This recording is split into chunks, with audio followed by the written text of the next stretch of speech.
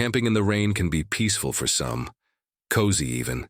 The soft patter of raindrops against the tent, the earthy scent of the forest soaking in water, and the quiet isolation that only a downpour can bring. But not everyone walks away with warm memories. For others, that isolation becomes a trap. That darkness becomes a stage for something far more sinister. Tonight, we're diving into 3 disturbing true stories of people who camped during rainstorms and barely made it out alive. These are tales of what happens when nature turns on you and when something worse is waiting in the shadows. So zip up your tent, keep your flashlight close, and whatever you do, don't ignore the sounds outside. Story 1. Footprints in the mud.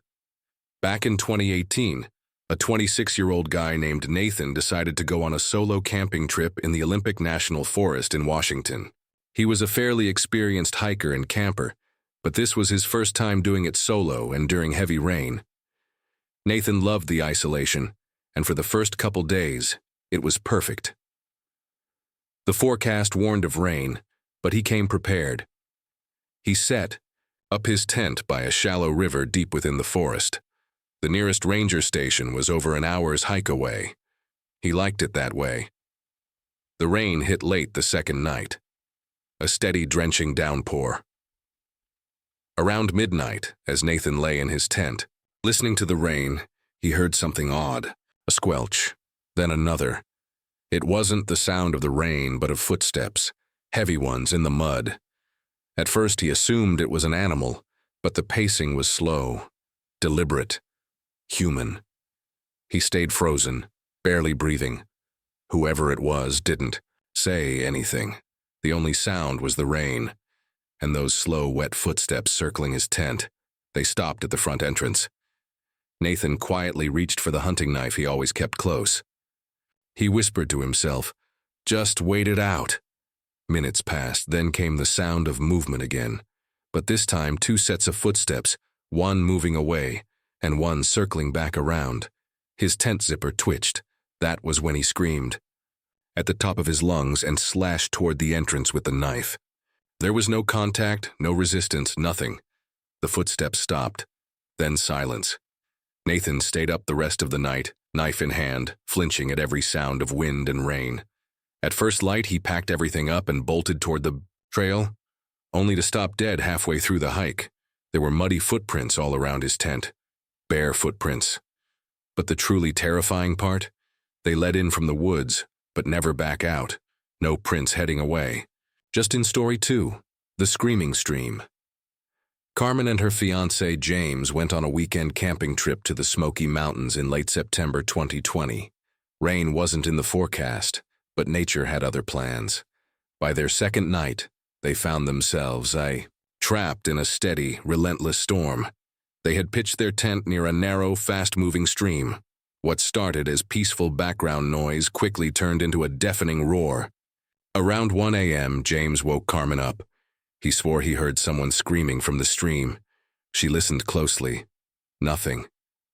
He chalked it up to the wind playing tricks, but James couldn't sleep. Every time he drifted off, he'd jolt awake to what sounded like distant cries. "Help! Please help!"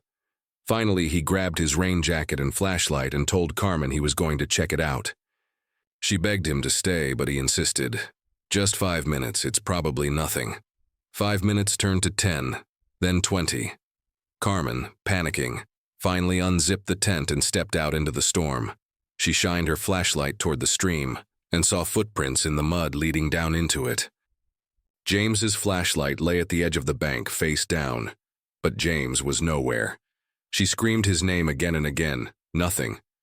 It was nearly dawn by the time she got a signal to call 911. Rangers arrived within an hour, but they found no signs of James.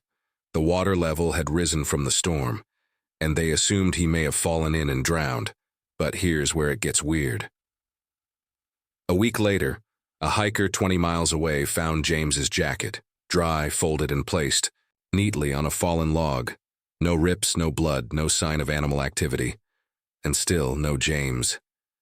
The screaming that night? Carmen swears it wasn't James. The voice was too high and too strange, too calm to be someone drowning. Story 3. The Stranger in the Downpour.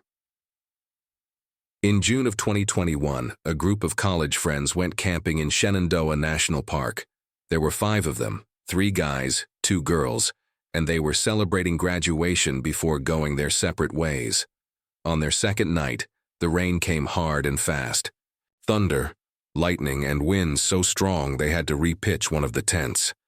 Sometime after midnight, one of the girls, Emily, woke up needing to pee. She grabbed a flashlight and went off toward the edge of the trees. She hadn't been gone long when she came running back, soaking wet and sobbing. She told the others she'd seen someone standing just past the tree line. He wasn't moving, just standing there in the rain, watching me. The group went out to check, thinking it might be another camper or maybe a ranger. They found no one, but what they did find was unsettling. Boot prints, fresh ones, leading toward the edge of their campsite, and stopping just feet from one of the tents. The rest of the night they stayed inside their tents, too afraid to sleep. Every so often they heard the sound of branches breaking and something splashing through puddles, moving around them in circles. Around 4 a.m., one of the guys looked out and saw a silhouette just beyond the clearing. A man, not moving, just standing, watching. They shouted, but he didn't react, didn't move. Suddenly, he vanished behind the trees. The next morning, they packed up and hiked back early. When they got to the trailhead, one of the park rangers noticed how shaken they looked and asked what happened. When they mentioned the man in the woods, the ranger went pale. "There's no one else registered to camp out here this week," he said. "No solo hikers, no rangers assigned to this side of the park." But they all saw him. And even more unsettling, his boot prints followed them for nearly half a mile down the trail before disappearing completely, like he vanished into thin air. Rain can be calming. It can make you feel like you're the only person in the world, but sometimes, even that's the most dangerous feeling of all. Because in the wild, when no one else is around, you're not really sure who or what is out there with you. So, if you ever find yourself camping during a storm, and you hear something that doesn't belong, a whisper in the wind, a splash that's too heavy, or footsteps that don't quite match yours, don't wait to find out what it is. Pack up and leave, because some things only come out when the rain falls.